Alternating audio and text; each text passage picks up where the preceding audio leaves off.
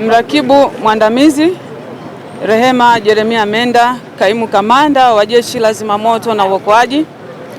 Leo tarehe 29 mwezi wa 4 majira ya saa 12:10 katika kituo cha Jeshi la Zimamoto na Uokoaji makao makuu ya mkoa wa Dodoma, tumepokea wito wa tukio la ajali ya kugongana magari mawili, na mara moja gari liliondoka eneo la kituo na kufika katika eneo hili la mataa linalojulikana kama mataa ya kwa Waziri Mkuu.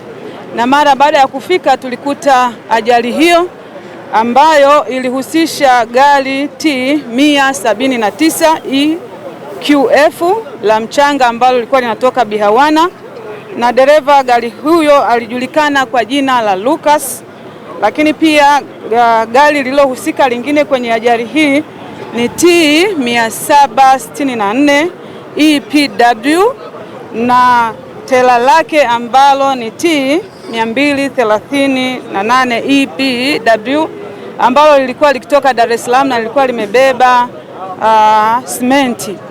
Na mara baada ya kufika tulikuta ajali hiyo ambayo pia kulikuwa na tukio baada ya kugongana ilisababisha kutokea kwa moto katika magari hayo mawili kutokana na msuguano mkali.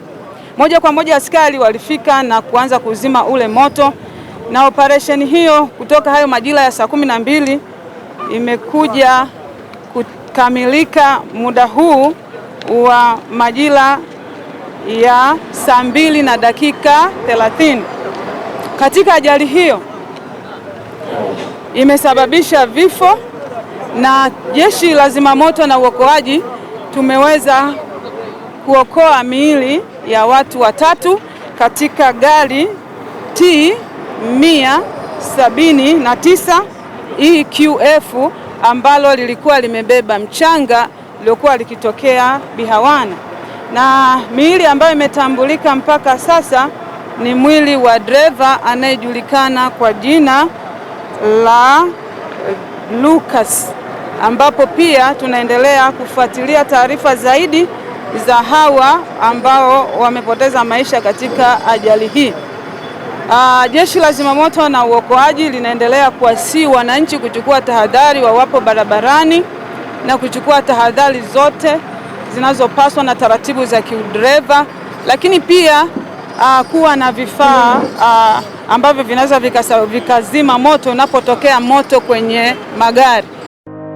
Ili kuwa mwanafamilia bora wa Global TV, usisahau kusubscribe, like, kushare na kucomment.